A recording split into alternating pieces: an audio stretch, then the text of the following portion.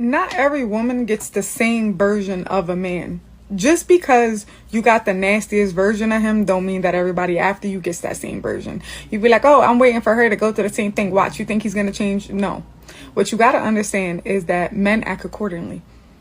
How you represent yourself is how he's going to treat you. So you go around asking him for money, he's going to go around asking you to pull down your pants. You treated him like a king and being soft-spoken and treated him, making him feel like a man, he's going to treat you like a woman, and he's going to reciprocate the energy that you're giving him. So everybody doesn't get the same version. You want to act like an animal, he's going to treat you as such because that's what you're giving out.